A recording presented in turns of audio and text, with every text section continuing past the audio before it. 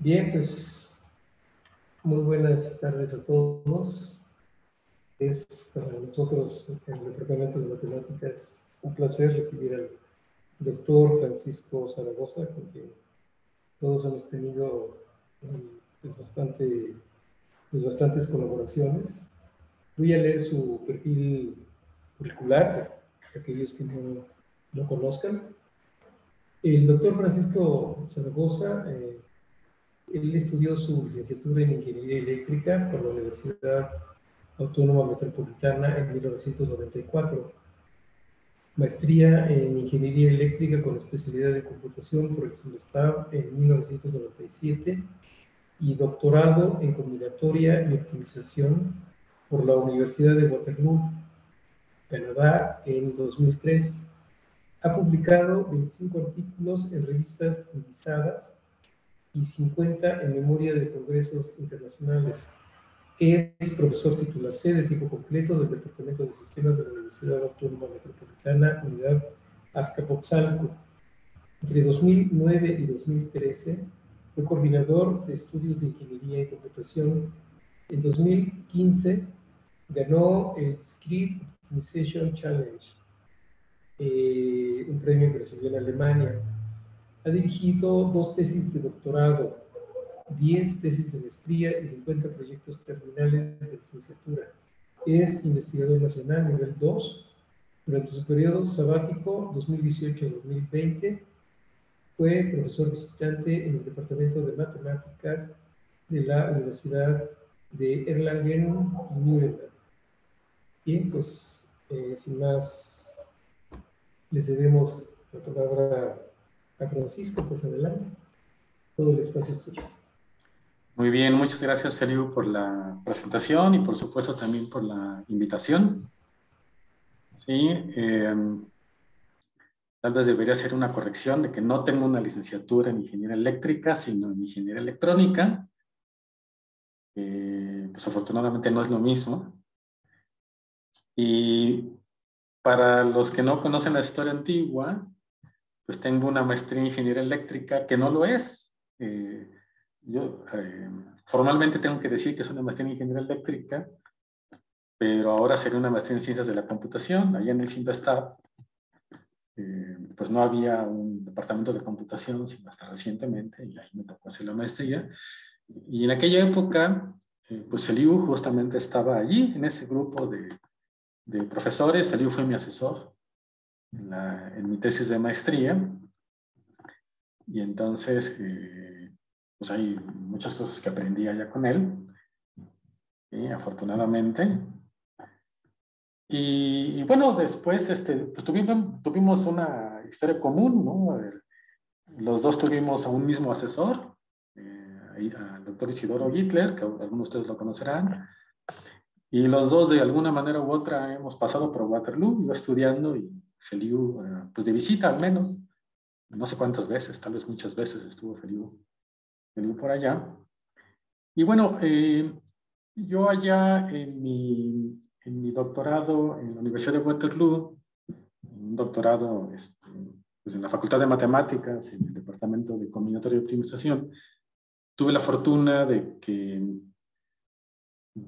pues me presentaron un problema que me gustó mucho y en el que eventualmente también pude hacer algo para tratar de resolverlo, en lo que escribí mi tesis de doctorado. Hace unas horas Feliu había mandado por este grupo de WhatsApp que tienen un comentario al respecto. Mi tesis de doctorado fue alrededor de un tipo de problemas que se llaman, en general, problemas de cartero. Estos problemas de cartero, pues se reconoce como que la persona que los inventó era un matemático chino, allá que habrá sido en los 80s. Sí, y de hecho, por mucho tiempo se le llamó este problema el problema del cartero chino, o a veces el problema chino del cartero. Sí, ¿no? En inglés se pueden encontrar ambas versiones. Y ese problema se los voy a platicar porque está muy relacionado con el tema que les quiero presentar hoy. En el problema de cartero, déjenme les comparto mi pantalla. Sí. Les voy a compartir mi pantalla ahora. Ya lo logré. En el problema del cartero lo que podemos hacer es imaginarnos que tenemos una especie de ciudad. ¿Sí? Vamos, y esta ciudad la voy a modelar aquí con una pequeña grafiquita. ¿Sí? Y las líneas en esta grafiquita son como calles. Y digamos que aquí hay una estación postal de donde va a salir un cartero. Y ese cartero tiene que entregar cartas en cada una de las calles de esta ciudad y luego regresar a la oficina postal donde comenzó su labor. ¿Sí? Y entonces les voy a tocar dibujar aquí una posibilidad, una ruta, ¿no? El cartero pudo haber comenzado aquí, avanzado por acá y luego, pues ya casi acaba, pero ahora me veo obligado a repetir una calle, eso se vale perfectamente. Y luego, ya casi acabo, me falta todavía esta calle, pero ahora no he terminado porque no he regresado a donde comencé y vamos a decir que regreso de esta manera. Y entonces, eso que dibujé de rojo es lo que se llama una ruta o recorrido de cartero. Y de esas, pues hay muchas, ¿sí? Podríamos pensar en alguna otra, como que pues ahora comienzo aquí y doy esta vuelta, y ahora doy esta vuelta, y ahora doy esta vuelta y regreso. Esa podría ser otra ruta. Y entonces, de lo que se trata este problema de cartero es, pues yo quiero encontrar una ruta que inicie y termine en el mismo punto, en la oficina postal, que recorra todas las aristas de la gráfica, pero que cuando lo haga, me faltó decir un detalle, cada calle pues tiene alguna longitud, vamos a pensar. Y entonces lo que el cartero quiere es recorrer la mínima longitud posible. ¿Sí? Entonces, este es el problema del cartero chino. ¿Sí? Es muy parecido al problema del agente viajero. Para los que conozcan el problema de agente viajero o agente viajante, como a veces se le llama, en el problema de agente viajante hay algo parecido, pero lo que se quiere visitar es los vértices de la gráfica. Si aquí lo hiciera, bastaría comenzar así y lo que se quiere es visitarlo sin repetir los vértices. Entonces sí es diferente este problema del cartero al problema del agente viajante. Ambos son problemas de optimización sobre gráficas, ambos suficientemente famosos, aunque va a haber una diferencia fundamental.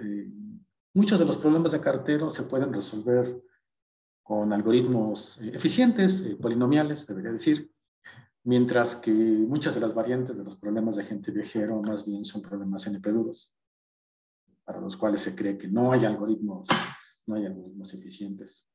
¿Sí? Entonces, estos problemas de optimización, de recorridos en gráficas, pues para mí están en la intersección de los problemas de matemáticas con los problemas de computación y con alguna fortuna, pues también son problemas que tienen alguna aplicación. ¿Sí? Un poquito pensando también en el nombre del seminario que tienen, yo creo que este tipo de problemas le pega a las posiblemente tres vertientes de las cosas que se quieren, de las que se quieren hablar, ¿no? Entonces, me voy a detener aquí acerca de los problemas de cartero y lo que voy a hacer ahora es presentarles otro problema de recorridos, ¿sí? Otro problema de recorridos que se van a parecer a los problemas de cartero, pero que está presentado en un contexto completamente distinto y que tiene algunas propiedades diferentes. Por cierto, mis transparencias van a estar en inglés, ya se dieron cuenta. Sí, la única cosa que no va a estar en inglés va a ser posiblemente aquí el nombre del deseado de trabajo. Y por alguna casualidad hay una partecita aquí en francés, pero es la última. Sí, porque esta charla que les voy a presentar, o el tema que les voy a presentar, pues lo presenté recientemente, el año pasado, casi hace justo un año, me invitaron en una empresa en París a que les hablara de ese tema, porque a ellos les llamó la atención la aplicación. ¿Sí? Entonces, realmente a ellos no les llamó la atención tanto la cosa de computación o tanto la cosa de matemáticas, sino más bien la cosa de la aplicación, ¿no? Entonces, este problema que les voy a presentar se llama, en inglés, Snow Plowing with Precedence, que es un nombre terrible en inglés, pero yo no lo inventé. Sí, tuve que tomar el nombre que a alguien ya más se le ocurrió, que es moraleja, cuando inventen un nombre de problema, esfuércense un poco. Sí, escojan un buen nombre. Pero bueno, pues una traducción no muy buena tampoco de ese nombre, que fue la que les mandé como título, fue problema de la limpieza de nieve con precedencia. ¿Sí? Entonces, pues vamos a ver de qué se trata ese problema. Entonces, la idea es que ahora imagínense que en lugar de vivir en la Ciudad de México, viven en una ciudad en la que sí hay invierno y entonces en la que sí neva. Y como la ciudad de Waterloo, donde yo estudié el doctorado, yo imagínense que hay un día en el que neva bastante. ¿Sí? La nevada es tan fuerte que resulta que las calles se tienen que cerrar al tráfico. ¿Sí? Los autos no pueden circular por las calles porque hay tanta nieve sobre cada una de las calles. Entonces, lo que uno tiene que hacer es pues quedarse en su casa y esperar a que una máquina barredora de nieve pase y vaya limpiando la nieve que se va encontrando en el camino. ¿Sí? Y entonces, pues lo que vamos a querer es imaginarnos esta ciudad donde todas las calles están completamente llenas de nieve y que en algún lugar, va a ser una ciudad pequeña porque en algún lugar va a haber un estacionamiento donde está guardada mi máquina limpiadora de nieve y entonces la máquina limpiadora de nieve va a querer recorrer todas las calles de la ciudad limpiando la nieve que no haya limpiado antes. Y finalmente cuando termine de limpiar la nieve de todas las calles, pues tiene que regresar a ese estacionamiento, ¿sí? O depósito, que a veces se le llama, donde estaba guardada originalmente la máquina limpiadora de nieve. Entonces, esta es una situación muy general, una situación que puede ocurrir en la práctica. A mí me tocó de ver cientos de veces en Waterloo que nevara demasiado y que tuviera que esperarme a que se limpiara la nieve. Ahora, el problema preciso que les voy a presentar tiene un elemento así ligeramente artificial, pero bueno, vamos a tomar ese elemento artificial. Y en este elemento artificial, todas las calles de la ciudad van a tener 2 carriles. ¿Sí? Todas las calles de la ciudad nos vamos a imaginar que tienen exactamente 2 carriles. Y entonces la máquina barredora de nieve tiene que pasar 2 veces por cada una de las calles. ¿Sí? 2 veces. Y cuando una máquina barredora de nieve pues, pasa por una calle, pues a veces se ve obligada a limpiar la nieve porque no ha pasado antes por ninguno de los 2 carriles y entonces tiene que limpiar la nieve conforme va pasando. ¿Sí? Y cuando tenga que hacer eso, eso le va a costar pues más tiempo que cuando quiera recorrer una calle que tenga un carril que ya limpió. Entonces, ese carril que ya limpió, pues lo va a poder usar y avanzar más rápido por ahí. ¿Sí?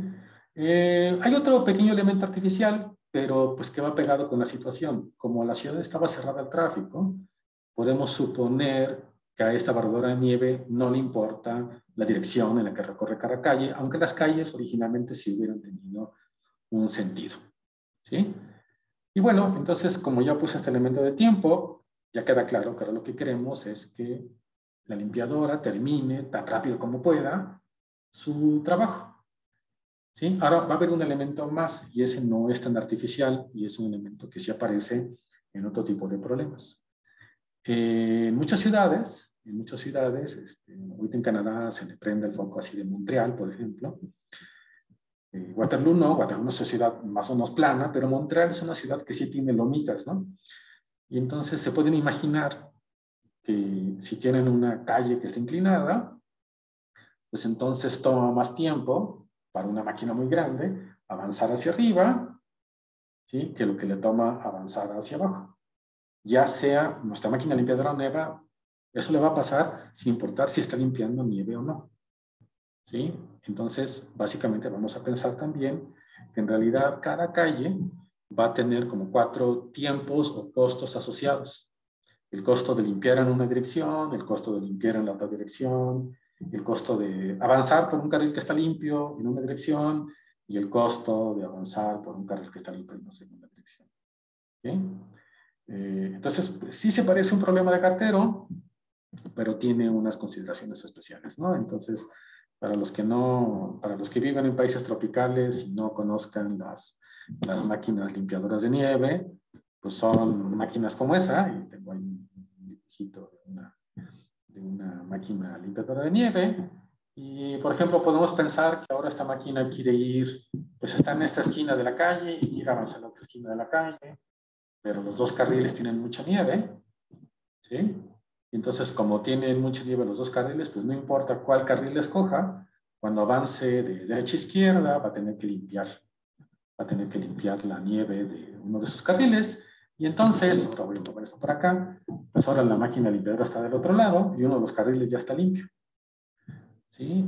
Y bueno, esta máquina todavía no acaba de limpiar esta calle, ¿sí? Falta el otro carril, entonces en algún momento, ya sea inmediatamente o a lo mejor mucho después, pues la máquina limpiadora se va a encontrar con que pues, llega a la misma calle y puede ser que llegue por este lado o que llegue por el otro lado, ¿sí? Eso no nos interesa tanto, pero pues todavía tiene que limpiar el otro carril. Sin embargo, vamos a permitir pues que decida, por ejemplo, avanzar por el carril que ya está limpio, ¿sí? Y todavía tiene pendiente, entonces limpiar el otro carril, o podemos permitir que de una vez limpie el segundo carril, ¿sí? Entonces, a lo mejor algunos de ustedes ya están pensando, pero pues, ¿por qué querríamos hacer eso, no? ¿Por qué querríamos no limpiar el carril que falta por limpiar si ya estoy allí y tengo que pasar por esa calle? Ah, pues lo que puede pasar es que limpiar hacia allá sea muy, muy, muy caro porque voy de subida, y que entonces lo que me convenga es más bien avanzar de subida por el carril limpio, que es más rápido que avanzar de subida por el carril sucio, y luego eventualmente regresar y limpiar la nieve de bajada, ¿sí? Puede ser que eso me convenga.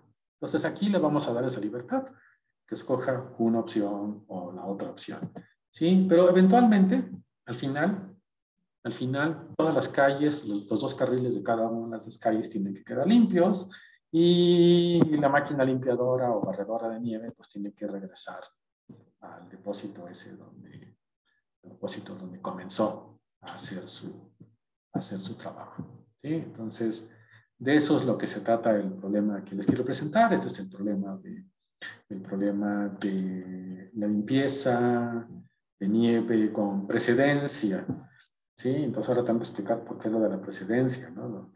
Esa es la parte que no me gustó el nombre. Lo de la precedencia, los que inventaron esto no me dijeron, es que primero me veo forzado a limpiar.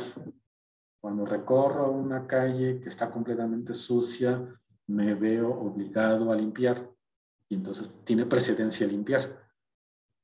Pero suena un poco raro porque más bien ahí tengo obligación de limpiar, y luego la precedencia desaparece porque cuando tengo la opción de limpiar o no limpiar, a veces me va a convenir limpiar y a veces no me va a convenir limpiar. Entonces, esa es la parte que no me gusta tanto del nombre de limpiar con precedencia. Pero ¿qué le vamos a hacer? Vamos a quedarnos con ese que no se nombra, ¿no? Entonces, déjenme ver si puedo deshacer esto. Sí, se puede. Puedo mandar esto. ¿Se puede mandar por arriba? Sí, se puede mandar por arriba. Creo que me va a estorbar menos si mando ahí arriba estos cuadritos. ¿Sí? Pues este problema lo propusieron allá hace 10 años, ¿sí? Acá en 2013. Lo propusieron 4 autores, Dussolf, Golden, Greer y Basil, en un artículo que se llamó así, Plowing with Precedents, que es el nombre del problema en inglés. Este artículo estuvo basado fuertemente en la tesis doctoral del primero que está aquí, de Dussolf.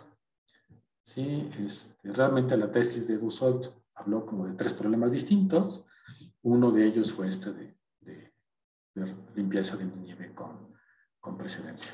¿Sí? Déjenme les recuerdo el asunto de los costos. Entonces, va de nuevo. Cada calle va a tener 4 costos correspondientes. el costo de limpiar en una dirección, el costo de limpiar en la otra dirección, ¿sí? Y esos costos los voy a llamar P, si no me equivoco, ¿sí? P en inglés de plowing, ¿sí? Y luego va a tener el costo de recorrer la calle limpia en una dirección y el costo de recorrer la calle limpia en otra dirección.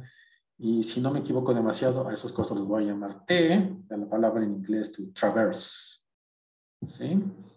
Entonces, estos costos van a tener esos nombres y vamos a hacer la suposición razonable, ¿sí? La suposición razonable de que siempre cuesta menos recorrer la calle limpia que recorrer la calle que tengo que limpiar, ¿sí? El carril que tengo que limpiar. Siempre será más lento tener que quitar la nieve que no. Ok, entonces, ¿qué hicieron estas personas, Dussault, Goldenberg y Basil, con respecto a este problema? Bueno, aparte de inventar el problema, la cosa que hicieron fue modelarlo a través de una gráfica, como al inicio de mi presentación les hablé del problema del cartero y del problema del agente viajero. Este problema lo modelaron con una gráfica, ¿sí? Y lo modelaron también utilizando programación entera. Entonces vamos a ver de qué se trata todo esto. Una gráfica, pues, seguramente ya saben lo que es. Una gráfica es una colección de vértices que yo les voy a dibujar como circulitos y puntitos cuando los tenga que dibujar, junto con una colección de aristas, que cuando los tengan que dibujar, los voy a dibujar como líneas. Puede ser que de repente haya aristas así, paralelas, eso. Si las hay o no las hay, para este problema es básicamente irrelevante. ¿Sí? Y esta gráfica, lo único que le voy a pedir es que sea conexa. Y conexa quiere decir que si yo comienzo en un vértice, por ejemplo este de la gráfica, siempre hay alguna forma de llegar a cualquier otro vértice, por ejemplo a este, siguiendo un caminito de aristas. ¿Sí? Puede ser un caminito así largo como ese o un caminito corto como ese, no me interesa. La propiedad que me interesa es que pueda llegar de cualquier vértice a cualquier otro vértice. Y la razón de eso es pues, muy simple, no es muy obvia. Si yo tuviera dos vértices en mi gráfica, de los cuales no puedo llegar del uno al otro, entonces, pues con suerte, mi máquina limpiadora podrá llegar a uno, pero de ese no podrá llegar al otro de ninguna manera, y si no puede llegar al otro, pues no puede limpiar las calles que estén por aquel lado de la gráfica, ¿no? Entonces vamos a suponer que en realidad puedes llegar de cualquier lugar a cualquier lugar, ¿sí? Eso se llama pedir que la gráfica sea conexa. Sí, y ya hace un momento le estaba diciendo, estoy tratando de acordarme los nombres de los costos, pero aquí están. El costo de la limpieza, en efecto, lo voy a llamar P, y el costo de recorrer una arista sin limpiar lo voy a llamar T. Y esas P y T van a tener subíndices, ¿sí? Esas P y T van a tener subíndices, que básicamente van a querer decir, cuando yo hable de P y J, lo que pasa es que quiero decir que es el costo de ir del vértice que se llama I hacia el vértice que se llama J. ¿Sí? IJ quiere decir en la dirección de la I a la J. Y cuando escriba JI, pues va a querer decir en la dirección de la J a la I. Ok, pues estos van a ser mis entradas por el problema. ¿Sí?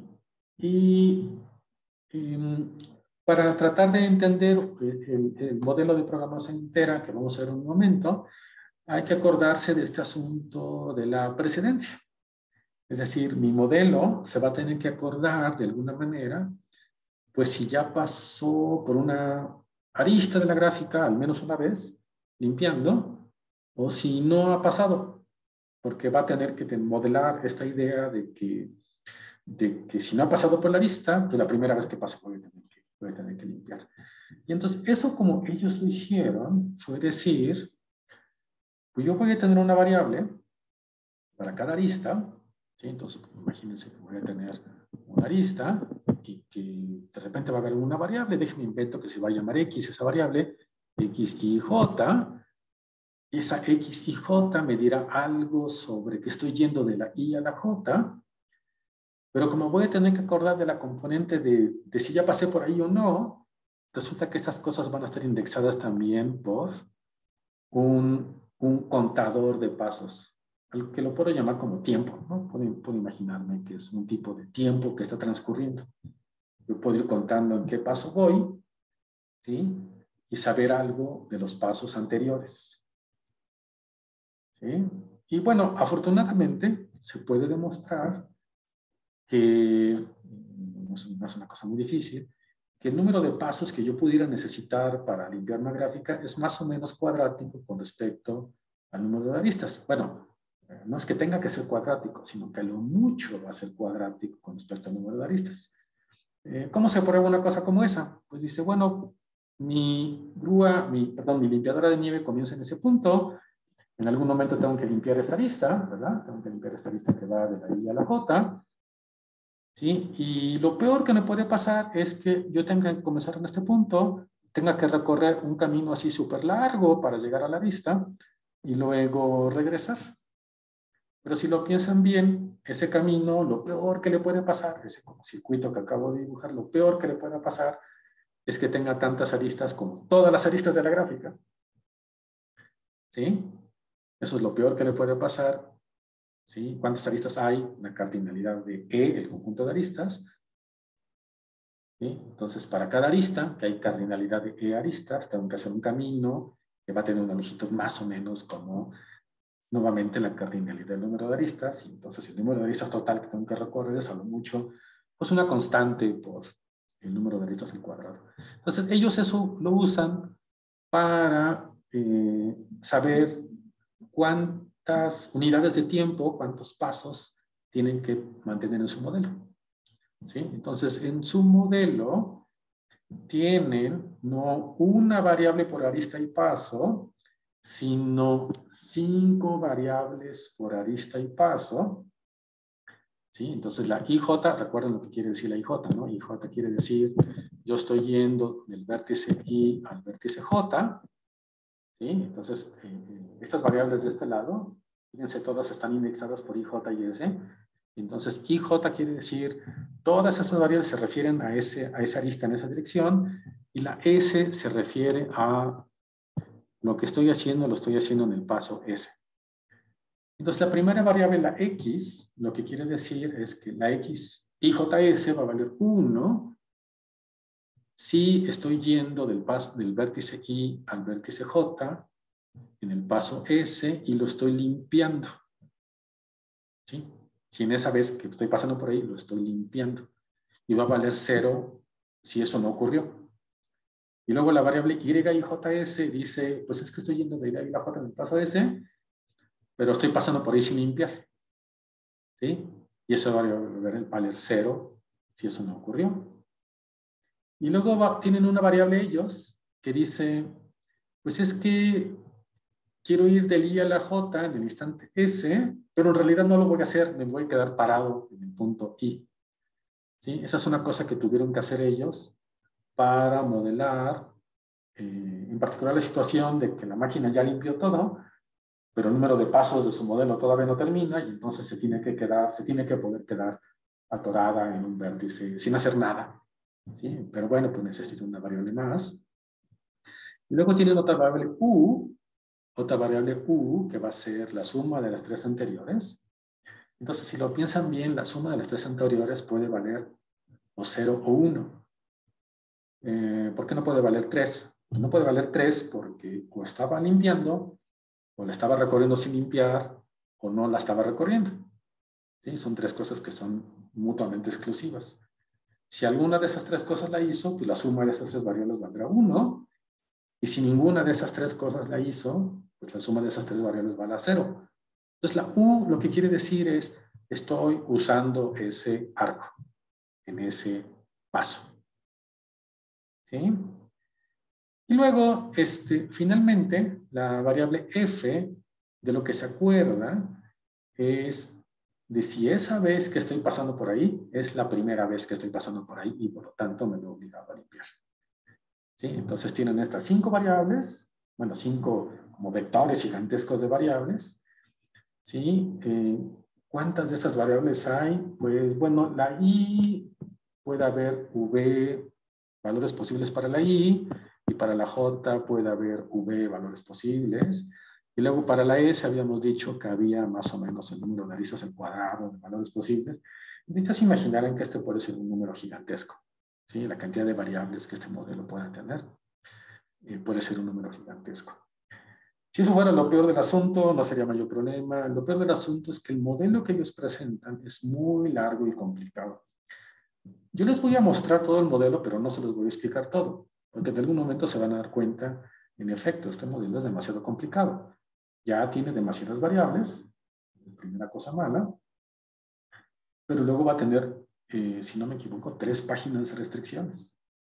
¿Sí? Entonces, en estos modelos de programación entera, los modelos de programación entera tienen, para empezar, un conjunto de variables, que lo acabo de explicar, X, Y, Z, U y F, donde todas ellas van a estar obligadas a tener valores enteros. ¿Sí? En nuestro caso, van a tener valores 0 o 1. ¿Sí? No solo enteros, sino 0 o 1. A veces eso se le llama también programación entera binaria o directamente programación binaria. ¿Sí? O a veces programación 0-1. Tiene muchos nombres eso. La segunda cosa que necesitamos es una función objetivo. ¿Y cuál era nuestro objetivo? Nuestro objetivo era que ese recorrido de la barredora, se tardara lo menos posible. Y entonces, ¿cómo se cobra? ¿Cómo se cobra? Bueno, nos acordamos de la variable X, que quiere decir, estoy recorriendo un arco limpiándolo.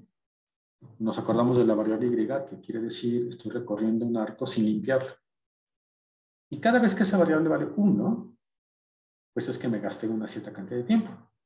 Pues fíjense cómo aquí este producto multiplica el costo de limpiar el arco en la dirección Y J por el valor de esa variable. Entonces, si esa variable vale 1, pues sí se suma el costo. Y si esa variable vale 0, pues no se suma el costo. Y algo similar pasa con las variables de nada más pasar por un arco sin recorrerlo. Perdón, sin limpiarlo. ¿Sí? Esa variable, este costo T, se multiplicará por 1 cuando sí esté pasando por el arco sin limpiar y se multiplicará por 0 cuando eso no ocurra. ¿Sí? Y entonces, si sumo sobre todos los arcos y todas las unidades de tiempo, ¿sí? Tanto para la limpieza como para recorrer sin limpiar, pues eso someterá el costo total o tiempo total de mi recorrido. ¿Sí? Ya tengo mi función objetivo, quiero minimizar el valor de esa suma. Y luego habrá una cierta cantidad de restricciones. Y en programación entera lineal, debo decir, todas esas restricciones se tienen que poder escribir como ecuaciones o desigualdades lineales. ¿Sí? Ahí eso lo que quiere decir es que en realidad lo que no se permite es multiplicar dos variables. ¿Sí? Una cosa que no vamos a permitir es multiplicar dos variables. Lo que podemos tener son combinaciones lineales de nuestras variables, ¿sí? Y constantes. ¿Sí? Eso es lo que tenemos permitido. Entonces, para poner un ejemplo, una restricción de un problema decía que toda arista y J se tenía que limpiar 2 veces porque tenía 2 carriles. Entonces, ¿eso cómo está aquí modelado? Bueno, si vemos esta restricción de ahí, nos fijamos que es una suma sobre todos los pasos, es decir, sobre todas las unidades de tiempo. ¿Y qué es lo que se suma?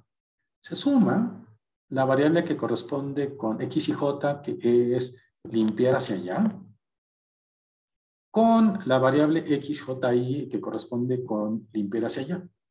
Entonces, esa sumota lo que dice es, pues cuando tú consideres todas las unidades de tiempo, la cantidad de veces que limpiaste, la suma de todas esas, que era una suma de ceros y unos, pues tiene que dar 2. ¿Sí? Tiene que dar 2. Y eso es lo que dice del lado derecho, ¿no? Esa cosa tiene que ser igual a 2 para todos los arcos de esa gráfica.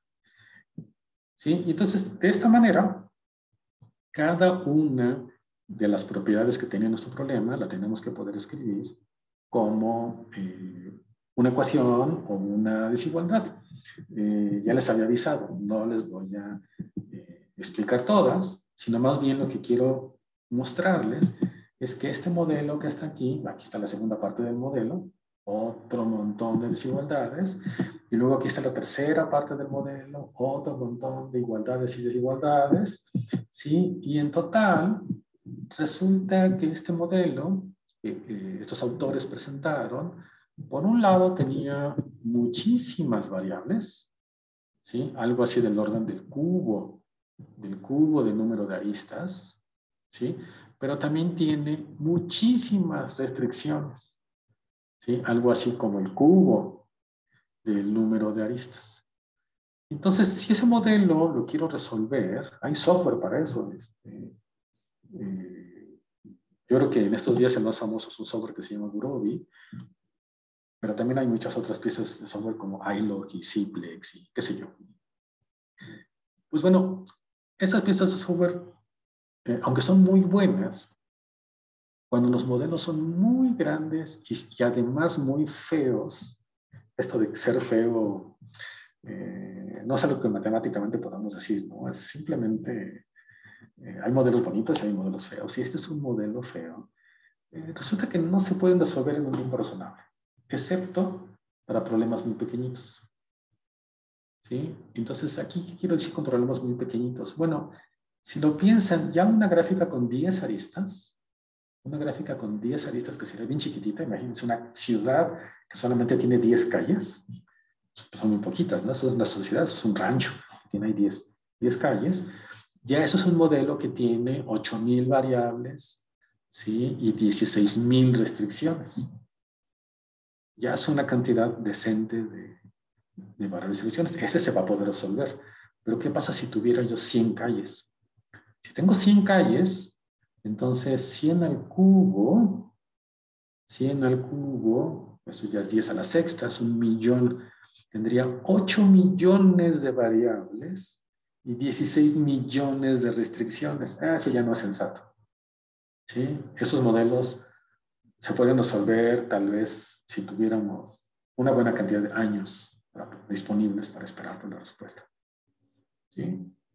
Entonces, esos 4 autores en su artículo donde presentan este problema, lo que dicen es, pues no vamos a resolver el modelo, y en lugar de resolver el modelo, vamos a presentar una heurística.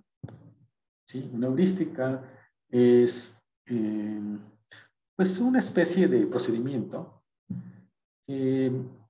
como ellos lo presentaron, un procedimiento que después de una cierta cantidad de tiempo finita y razonable, entrega una solución que la vamos a llamar factible. Es decir, factible quiere decir sí funciona. Sí funciona para este problema, quiere decir la barredora sí empieza y termina donde debe y sí recorre todas las calles limpiándolas 2 veces. ¿Sí? Eso es que sea factible, así es una solución del problema. Pero pues no entregaba soluciones óptimas, de hecho creo que nunca entregó una solución óptima, aunque lo curioso fue que los resultados que ellos reportaban es que lo peor que les fue es estar 3% alejado del óptimo en condiciones donde ellos sabían cuál era el óptimo. Y en promedio estaban a menos de 1% del óptimo, del valor óptimo.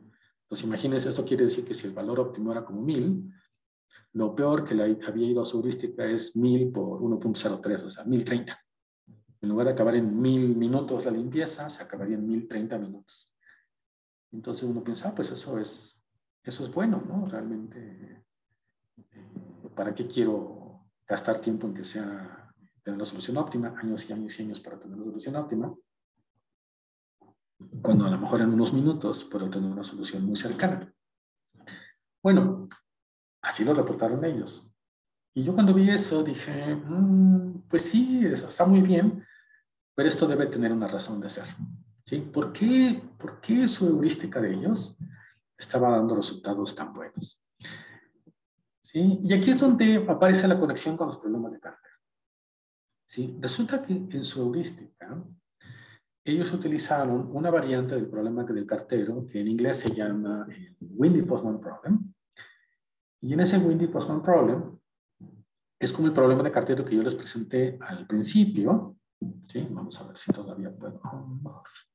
Voy a tratar de encontrar esa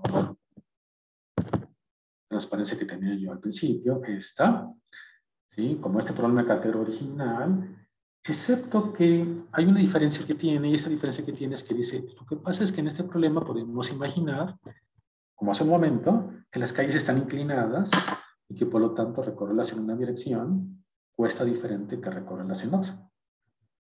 ¿Sí? Entonces, cuando el costo de recorrer las calles cambia con respecto a la dirección, y el problema ya no se llama nada más el problema del cartero, sino se llama el problema del cartero con viento.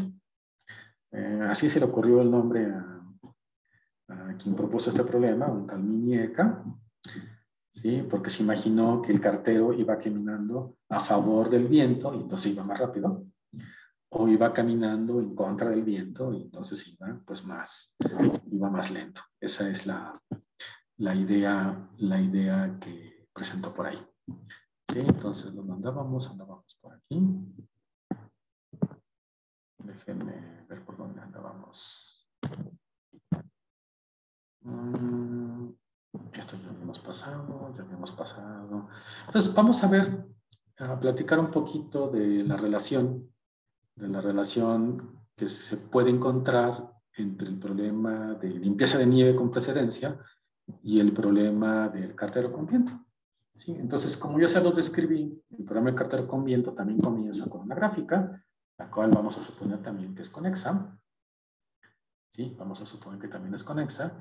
Y vamos a suponer que los costos en esa gráfica realmente dependen de las direcciones. Entonces, un truquito que vamos a hacer para poder hablar de las direcciones, ¿sí? De una manera similar a como lo hicieron Tussaud y compañía, es que cada vez que tengamos una arista, como esta, la voy a reemplazar por dos flechitas, una que va en cada dirección.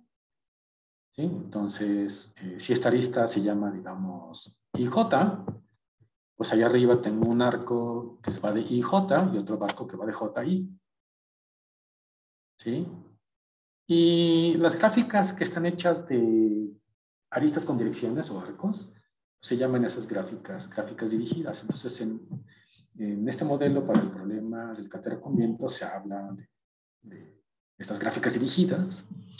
Y lo que se pide es recorrer lo que equivalía a hacer una arista, es decir, una de las dos direcciones, al menos una de las direcciones, al menos una vez. ¿Sí? Se pueden usar las dos direcciones, o se puede usar una dirección muchas veces, pero lo que se pide es que hacer alguna vez. Ahora, una cosa que pasa es que en el momento que introducimos estos costos asimétricos, el problema del cartero deja de poder tener algoritmos de tiempo polinomial, ¿sí? Y se vuelve pues un problema NP duro. ¿Sí? Se vuelve un problema NP duro y entonces pues nadie cree o pocas personas creen, o en particular, para no fallarle, no todos creen que se puedan resolver de manera eficiente estos problemas. Esta es la pregunta famosa de si NP es igual a P o no. Es una pregunta muy famosa en la computación y muy importante y muy lucrativa. Si alguien lo logra resolver, hay un premio de $1.000.000 por ahí. ¿Sí? Para quien no lo logra resolver. Pero bueno, la ventaja del problema del cartero con viento es que tiene un modelo de programación entera muy sencillo. Y este modelo de programación entera sencillo está completamente en esta transparencia. ¿Sí? Y lo que dice es lo siguiente. Para cada arista dirigida, ¿sí? Voy a tener una variable entera que lo que me va a decir es cuántas veces recorrí esa arista de la I a la J. ¿Sí? Y entonces, mis restricciones dicen lo siguiente. Pues yo cada vez que entre a un vértice porque seguí una arista, cada vez que entre, pues tengo que salir la misma cantidad de veces. ¿Sí? Porque pues si el cartero venía caminando por aquí, pues tiene que salir caminando por algún lado. Y si venía caminando por aquí, pues tiene que salir caminando por un lado. Y si venía caminando por aquí, tiene que salir caminando por algún lado. ¿Sí? Y eso pasa en todos los vértices, incluido en la estación postal. En la estación postal funciona un poquito diferente, pero pasa al final de cuentas lo mismo. En la estación postal, lo que hay que acordarse es que comienza caminando ahí, pero al final tiene que regresar por algún lado. ¿Sí? Digamos, si este es cuando salió y este es cuando terminó, ¿sí? Todas las demás veces que pase por ahí, tiene que entrar y salir. ¿Sí? Entonces, eso se escribe con esta restricción que está aquí, que dice la suma de las veces que entro al vértice V es igual a la suma de las veces que salgo del vértice V. Eso a veces también se llama la restricción de conservación de flujo. ¿Sí? O para los que estudiaron electricidad o electrónica como yo, a veces también se llama la ley de Kirchhoff de corrientes. ¿Sí? Tiene un nombre ahí curioso para los que somos ingenieros también. Segunda restricción, para cada arista, ya sea en una dirección o en la otra, la tienes que recorrer al menos una vez. ¿Sí? Y tan tan, ese es todo el modelo.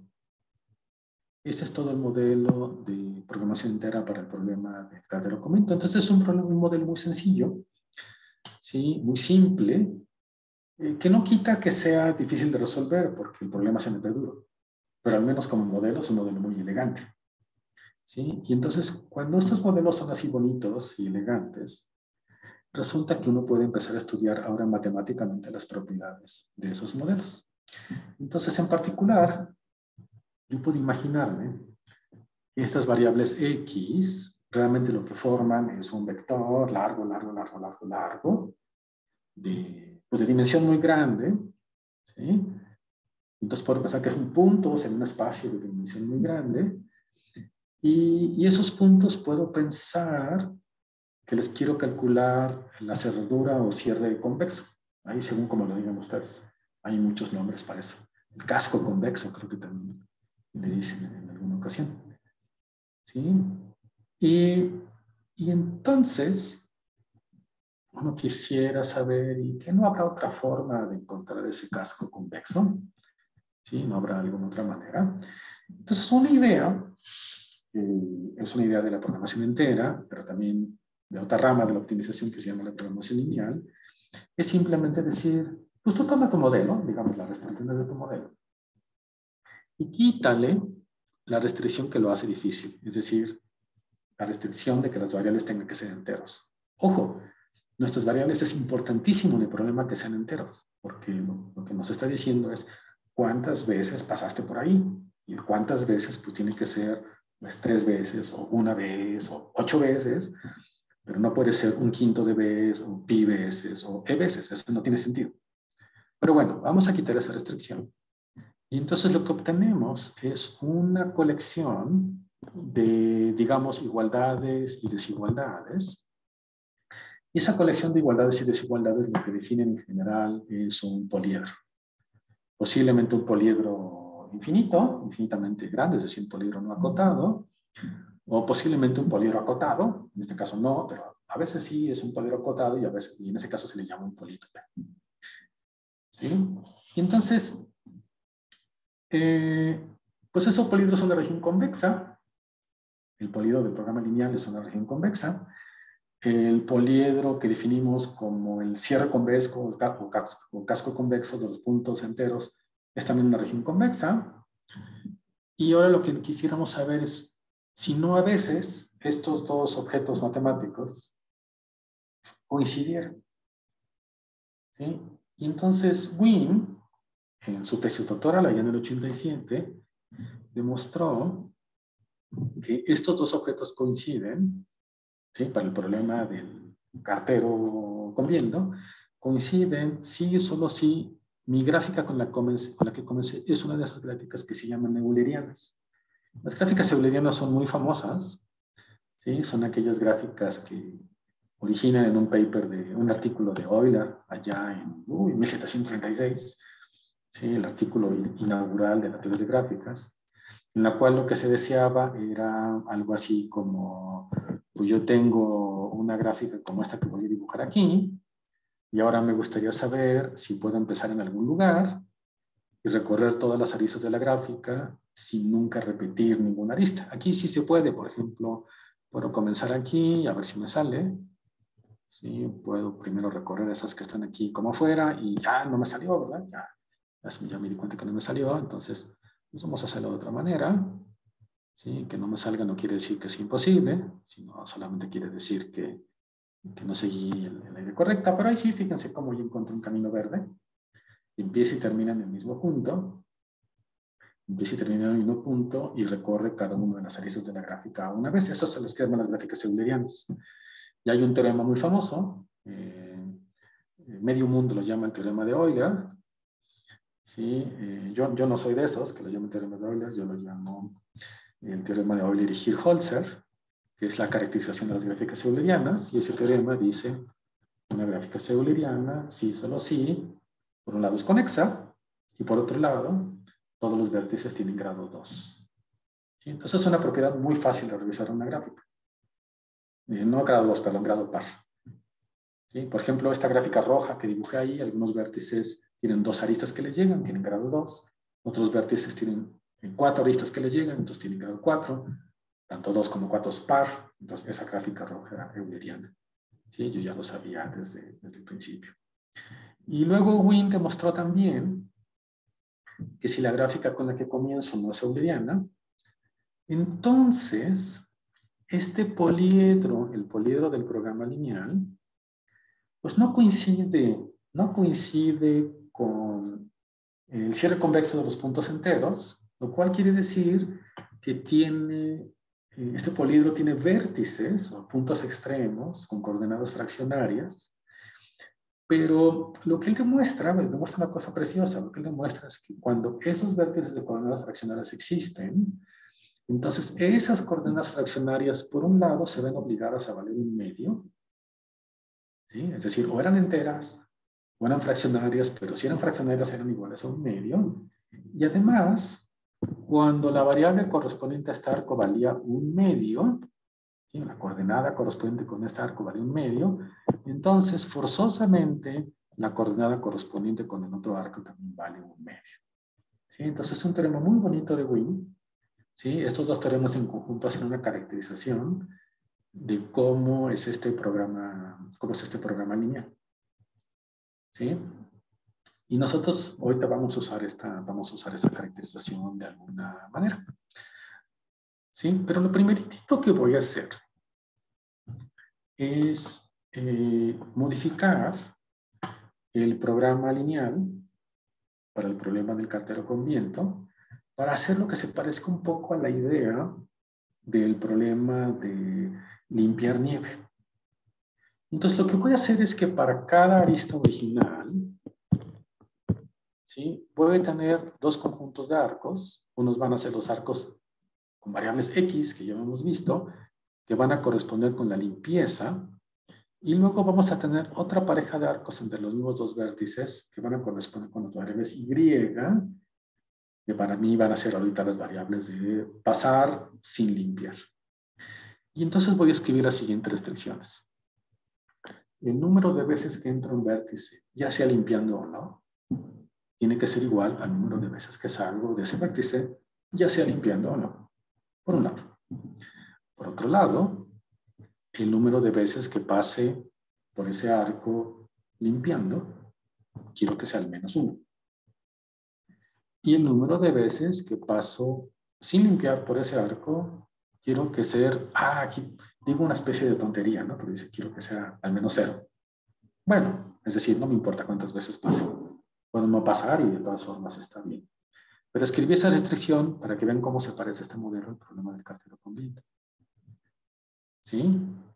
Y entonces, para este nuevo modelo, que es para otro problema, bueno, es un programa lineal para otro problema distinto, pues hay un teorema parecido al de Wien, que dice,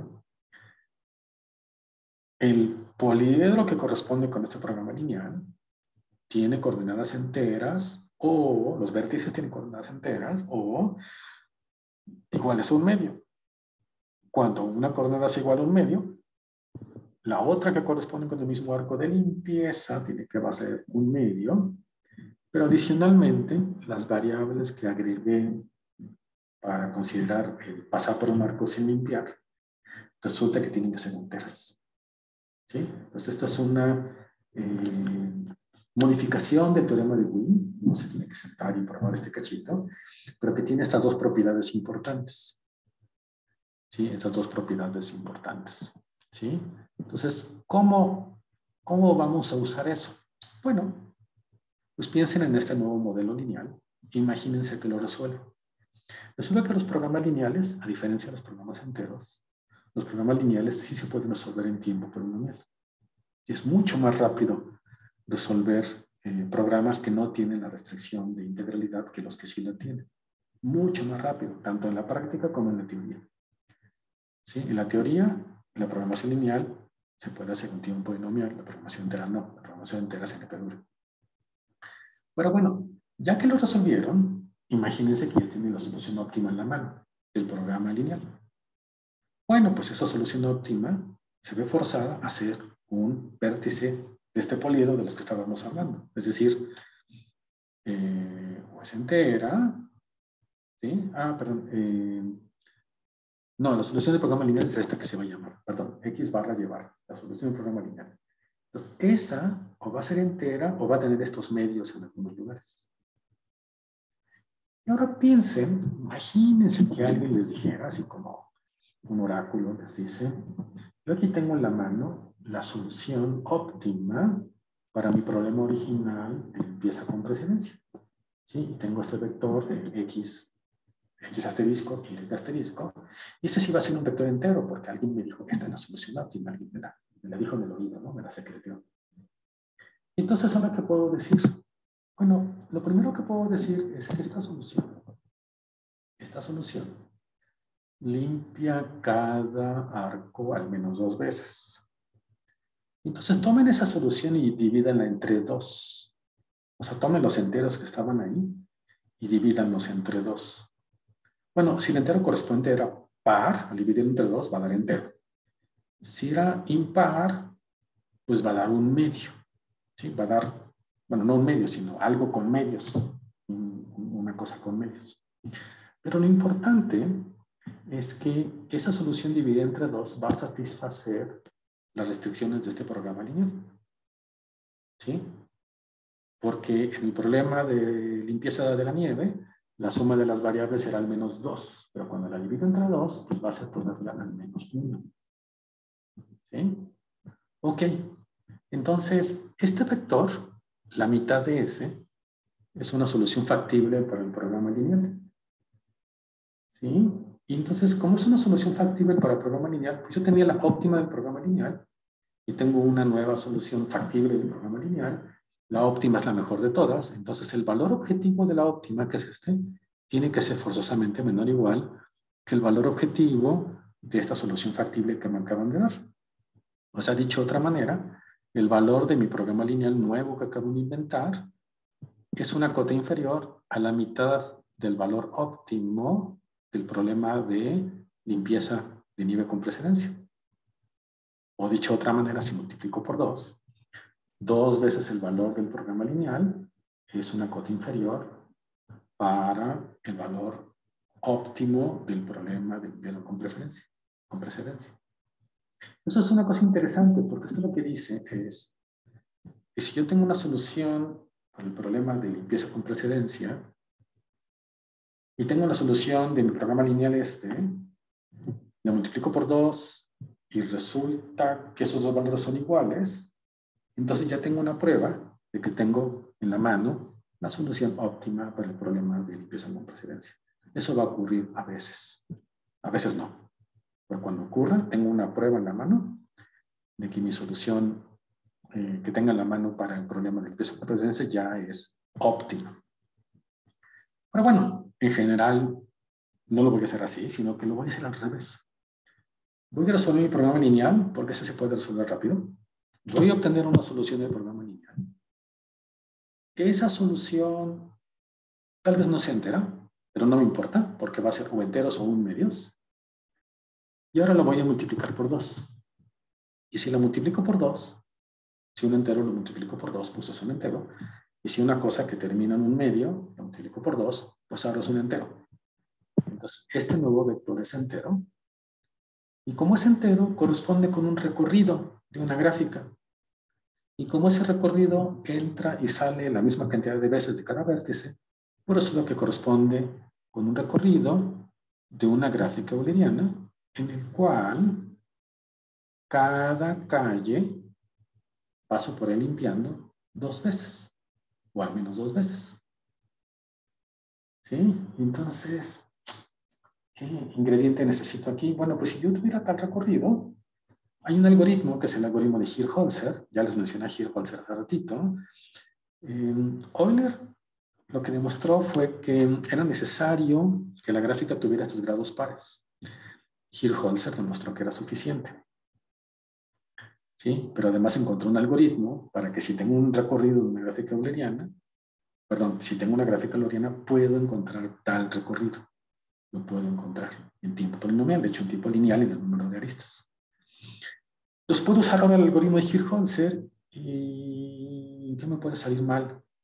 Lo que me puede salir mal es que el algoritmo de Hirsch-Holzer comience diciendo, tengo que limpiar, es una calle nueva, y ahora voy a recorrer una calle que ya había pasado por ahí, pero está bien porque ya estaba limpia, y luego que me diga, tengo que recorrer una calle sin limpiarla, pero que no la había limpiado antes, y entonces, pues, puede ser que el algoritmo de Hirsch-Holzer me da una solución que no es factible. Entonces ahí está la carita triste, o sea, porque parece que ya me había resuelto todo, la respuesta es que no, la respuesta es que no, pero pues eso cuando me ocurra lo voy a arreglar. ¿Sí? Entonces ahí viene una cosa un poquito práctica. ¿Cómo lo voy a arreglar? ¿Cómo puede pasar eso de que yo llego a un vértice y quiero avanzar por una arista? Acuérdense que ahora una arista está convertida en 4 arcos. Para llegar del vértice U al vértice V, para luego continuar con mi camino. Pero ¿cómo puede pasar eso de modo que cuando yo llego a la U, me veo forzado a utilizar un arco que el programa lineal dice, no es de limpieza?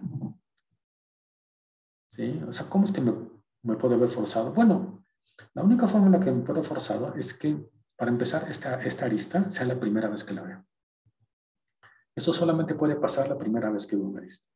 ¿Por qué? Porque si ya vi una arista, ya la limpié. ¿Sí? Entonces, esta es la primera vez que veo esta arista. Es la primera condición que tiene que cumplirse. La segunda condición que tiene que cumplirse es que mi variable del programa lineal de limpieza en la dirección V tiene que valer 0. Forzosamente tiene que valer 0. Porque si valiera más que 0, entonces podría utilizar ese arco para ir de Q a V. Como esa vale 0, la variable contraria tiene que ser positiva. ¿Por qué? Porque entre las dos tienen que sumar 2. Entre las dos tienen que sumar 2, entonces no puede ser que la otra también sea 0. Por otro lado, como me estaban forzando a ir de V, eso tiene que ser porque sí hay un arco de V. Es decir, el arco Y, que era el de recorrer sin limpiar, ese tiene que tener un valor positivo. ¿Sí? Y finalmente, el de regreso de V a U sin limpiar, pues puede valer lo que le dé la gana. ¿Sí? Entonces, una primera conclusión que podemos tener de cuando esto sale mal es que las 4 variables que corresponden con este arista tienen que tener esta propiedad. Pero bueno, ahora fácilmente podemos arreglarlo, ¿no? Porque lo primero que vamos a poder decir, ¿sí?, es que como estas dos tienen que sumar 2 y esta vale 0, entonces esta tiene que valer 2. ¿Verdad? Entonces, pues lo primero que puedo decir es, bueno, no es que tenga que valer 2, pero tiene que valer al menos 2. Tengo que limpiar al menos 2 veces. ¿Qué es lo siguiente que voy a poder decir? Lo siguiente que voy a poder decir es, nunca voy a limpiar más de 2 veces. ¿Por qué? El problema solamente me pedía limpiar 2 veces. Entonces, si yo limpiara más de 2 veces, eso yo lo podría cambiar. Fíjense, este es el arco que va hacia allá. Eso yo lo podría arreglar aumentando el valor de esta variable, diciendo, la vez que limpié de más por abajo, mejor no limpio y me voy por arriba. ¿Sí? Y eso me haría la solución más barata, porque dijimos que recorrer sin limpiar es más barato que recorrer limpiando. Pero como yo tengo la solución óptima en la mano, esa solución más barata pues no existe. Entonces lo que pasa es que esto tiene que ser 2 arcos de regreso. Forzosamente tienen que ser 2. ¿Sí? Entonces poquito a poquito vamos descubriendo más propiedades. Y luego, ¿qué pasa con estas 2 variables? ¿Qué pasa si las 2 fueran positivas? Una ya es positiva. La otra es no negativa. ¿Pero qué pasa si fuera positiva? Bueno, si fuera positiva, Entonces tengo al menos una vez limpiando, perdón, una vez que voy hacia la izquierda sin limpiar, y luego al menos una vez que voy a la derecha sin limpiar. Entonces estoy como que perdiendo el tiempo. Estoy haciendo ahí un circuito donde fui hacia la izquierda sin limpiar y hacia la derecha sin limpiar por ese mismo arco. Y entonces lo que puedo hacer es borrarlo. ¿Sí? O dicho de otra manera, si esta variable fuera positiva, podría encontrar una solución más barata otra vez. Y entonces lo que queda es que esa variable tiene que valer 0. Y la otra tiene que ser positiva forzosamente. ¿Sí? Pero tiene que ser positiva y la y barra era entera. La y barra era un entero, era este un teoremita que les había mostrado antes. Pues como la y barra es entera y la estoy multiplicando por 2, 2 por un entero, pues va a valer al menos 2. Entonces hay una última cosa que puedo averiguar y es que esta variable vale al menos 2. ¿Sí? Entonces fíjense cómo cuando mi algoritmo de Hirsch-Holzer se encuentra con una obstrucción, uno puede demostrar que las variables tienen que tener estas propiedades. ¿Sí? Dos de ellas tienen que valer 0, la otra tiene que valer 2, y esa por la que quiero caminar tiene que valer al menos 2. ¿Sí? Y entonces, cuando encuentro esto, pues puedo arreglar mi solución. ¿Cómo? Pues bueno, una forma de arreglarla es tomar uno de esos arcos de limpieza, perdón, unos de esos arcos de no limpieza, y pasarlo a un arco de limpieza. Es decir, le bajo 1 a la variable y y le sumo 1 a la variable x. ¿Sí? Y cuando eso lo hago, fíjense que aquí, si aquí le sumo 1, entonces ahora estoy pasando 3 veces por aquí, ¿sí? Estaría pasando por 3 veces por aquí. Entonces lo que también puedo hacer es quitarle un 1 aquí, ¿sí? Quitarle un 1 aquí para que nada más sean 2. Y este se lo agrego de este lado. Ese que le quita se lo agrego de este lado. Y entonces estos vértices, para esos vértices no cambia la cantidad de veces que entro y salgo. Y entonces obtengo una nueva solución que es entera, pero que ahora tiene la propiedad de que sí puedo empezar en U y recorrer limpiando para llegar a V. ¿Sí? Entonces esto es una primera forma de arreglar mi solución. Hay una segunda forma de arreglar la solución. ¿Sí? La segunda forma es un poquito distinta. ¿Sí? Ahorita realmente no importa. Pero piensen en esto. Cuando arreglé la solución, pues cambié la solución y por lo tanto tuve que cambiar el valor. Excepto si los costos tuvieran alguna propiedad especial. Entonces, si lo piensan aquí, por ejemplo aquí, ¿qué fue lo que hice? De aquí para acá, le sumé 1 aquí, le resté 1 aquí, le sumé 1 aquí y le resté 1 acá. Y entonces lo que le sumé al costo fue el costo de no limpiar hacia allá, más el costo de limpiar hacia allá. Y lo que le resté fue el costo de no limpiar hacia allá y el costo de sí limpiar hacia allá. Entonces, si lo que le sumo fuera igual a lo que le resto, eso se puede escribir así.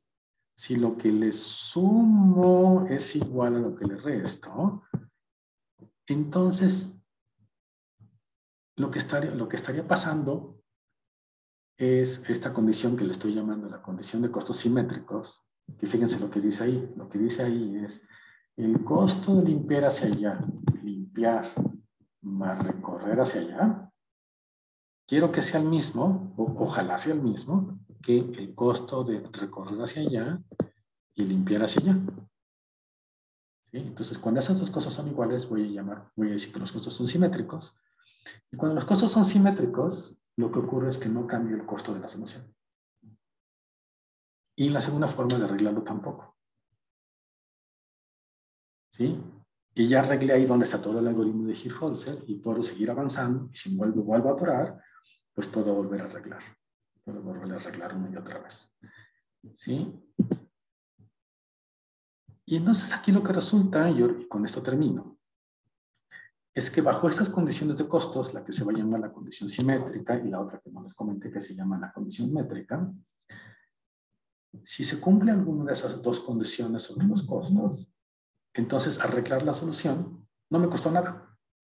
La pude encontrar rápidamente porque fue resolver un problema lineal, la pude arreglar rápidamente porque el algoritmo de Hirschhauser es muy rápido y resulta que arreglarla no me costó nada. Y ya que la tengo arreglada, tengo esta coincidencia de que el doble del costo del programa lineal es igual al costo de una solución entera. ¿Sí? Conclusión, bajo estas condiciones de costos específicas, aquel problema que era NP duro, ¿sí? Lo he resuelto en tiempo polinomial. ¿Sí? Ojo, bajo la condición de costos. No en general, sino bajo la condición de costos. Entonces, pues con esto podría terminar esta presentación. Y pues muchas gracias por su atención.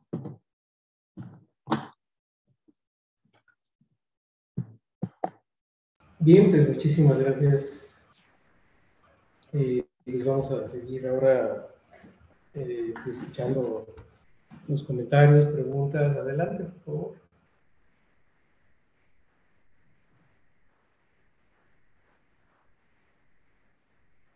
Eduardo tiene una pregunta Eduardo ahí. Rodríguez, por favor.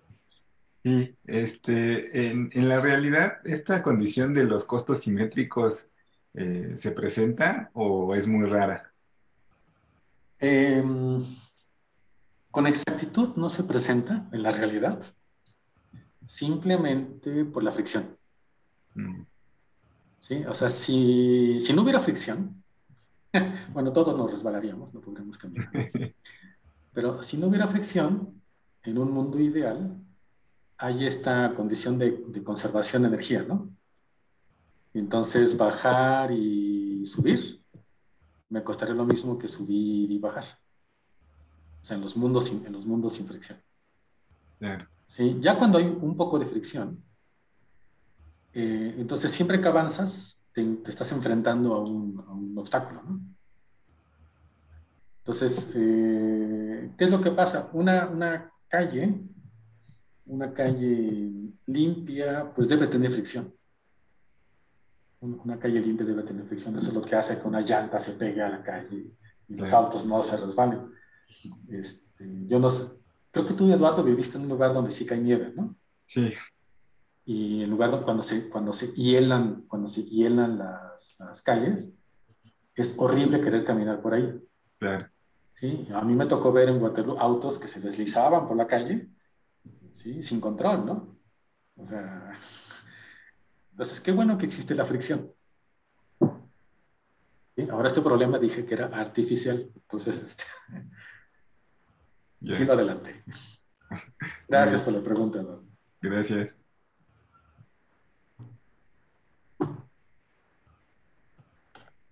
Bien, ¿alguna otra pregunta?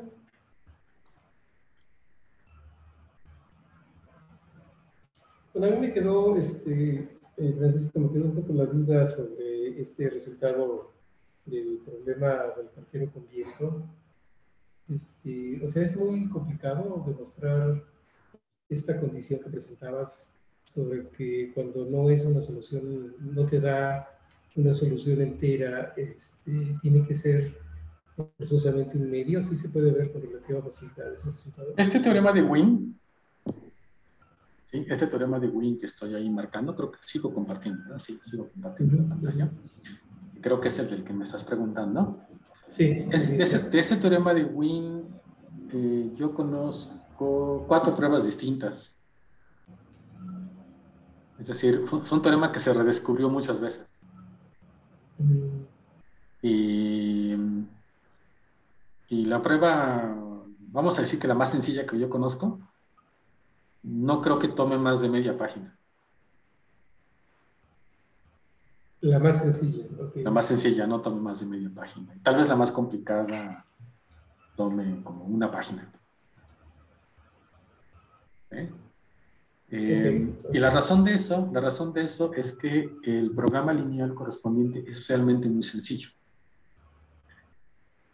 ¿Sí? Es un programa lineal muy sencillo y en particular lo que vuelve la prueba así súper sencilla, por ejemplo, yo tengo mi propia prueba del teorema de Wien y mi propia prueba en lo que se basa es en que estas restricciones de aquí son estas restricciones de flujo, de conservación de flujo. Entonces uno se puede imaginar, o sea, tratar de plantear en la prueba, ¿qué es lo que pasa cuando tienes un flujo fraccionario? ¿Sí? Y se puede traducir. Se puede traducir. De hecho, la prueba de que el poliedro de flujo es entero, esa es más sencilla todavía. Aquí el único cuidado que se tiene que tener es que esas variables cumplen esta otra restricción. Pero lo básico de la prueba del teorema de Wien es esta propiedad del poliedro de flujo, que se puede demostrar en un párrafo. ¿Sí? Porque el poliedro es muy sencillo de describir.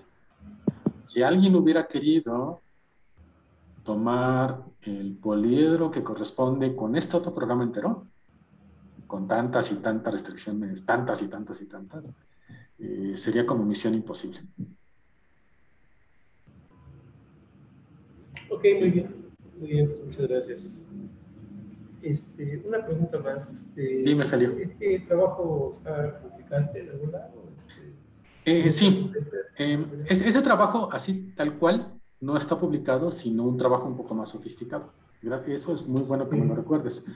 Hay un trabajo un poquito más sofisticado que donde mis coautores son Rodrigo Castro, que está en la universidad, en la UAM conmigo, en Nuevos Capuzalco, y Cintia Rodríguez, que en aquel momento ya estaba en la Universidad de Waterloo también, en el cual no nos conformamos no nada más con esta parte como teórica, sino que aparte se hizo una parte de implementación.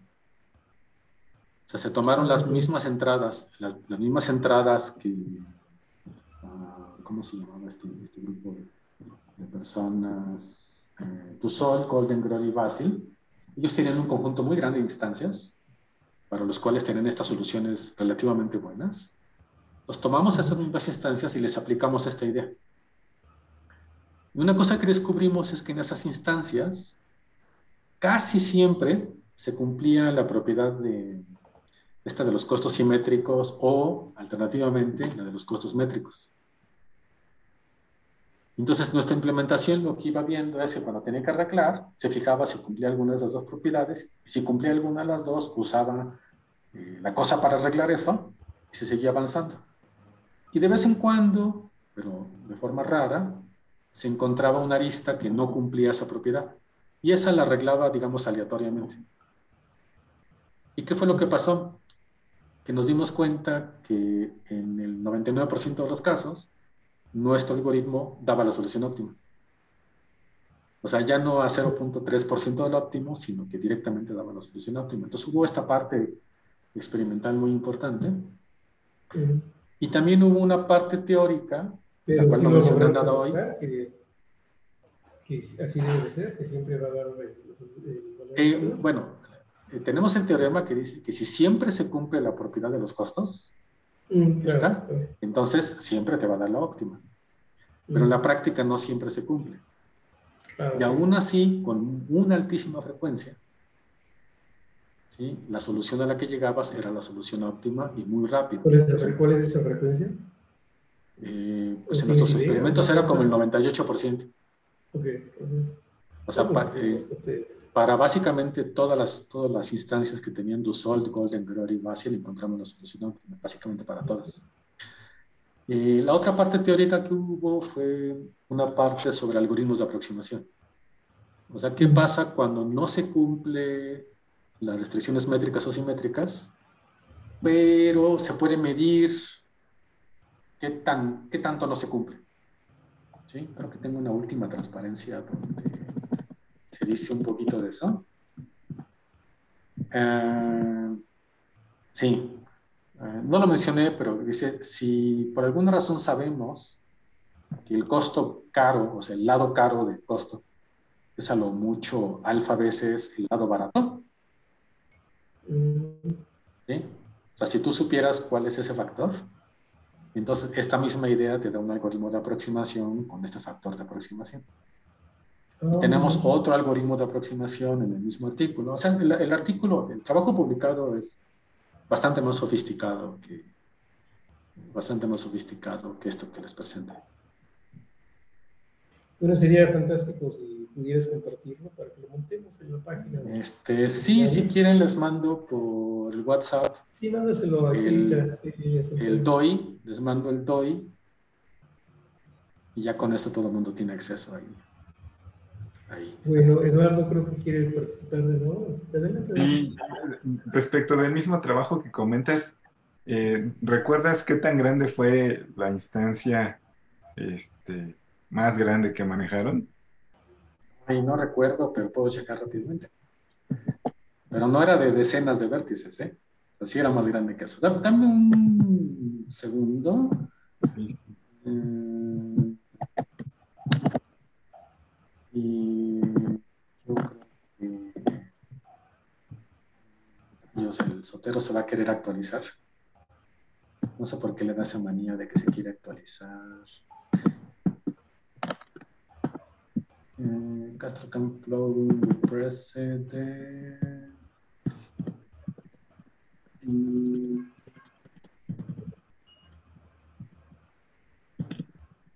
A ver, aquí están la descripción de las instancias. 196 vértices. Hay una de 196 vértices y 300 aristas, más o menos. Sí, creo que esa es la más grande. Ok. Esa es la más grande que... Pero no fue la más difícil, ¿eh? O sea, el hecho de que fuera grande no significaba que fuera difícil. Porque esa grande básicamente sí satisfacía. Por ejemplo, no sé si alcancen a ver. Voy a tratar de mover mi mouse para allá. En esta línea, que es donde está la más grande, hay esta columna que dice 100%. Y esa columna 100% quiere decir que cumplía la condición de no sé qué acotado en todas las aristas. Y entonces esa misma, la M3101, a ver si la encuentro aquí, la M3101,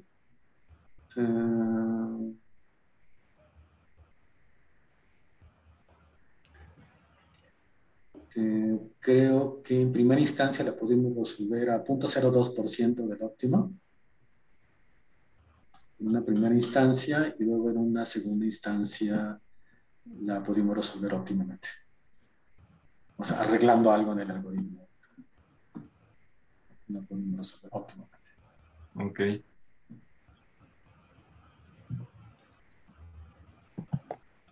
Bueno, muy bien, pues no veo más manos levantadas, creo. Pues si me das chance de compartir, por favor, mi pantalla. Muchas gracias. Ya la liberé. Sí, muchas gracias.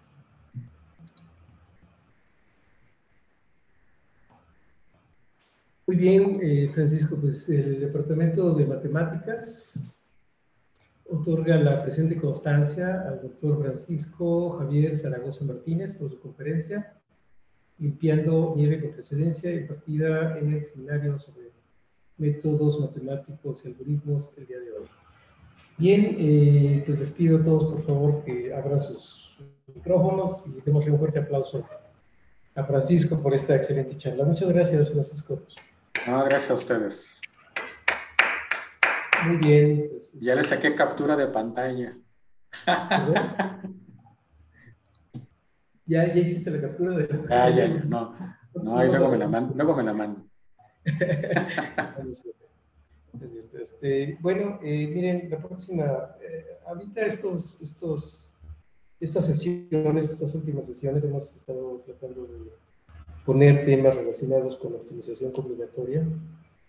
La sesión que sigue, vamos a tener a Ángel Elías, estudiante del Departamento de Matemáticas del CIMESTAR, quien nos va a hablar sobre un problema de clusterización. Igual, pues usan técnicas muy similares a las que estuvimos conversando hoy. Entonces, pues toda la gente interesada, todos nuestros colegas de la UAM, pues están cordialmente invitados. Si alguno de ustedes igual quisiera que lo incluyamos en el chat que tenemos para que reciban regularmente la información del evento, pues a través de Francisco pueden contactarme y los incluimos con mucho gusto. Bueno, pues entonces, gracias a todos por su participación y nos vemos en la próxima. Muchas gracias por todo. Y bueno, hasta Gracias.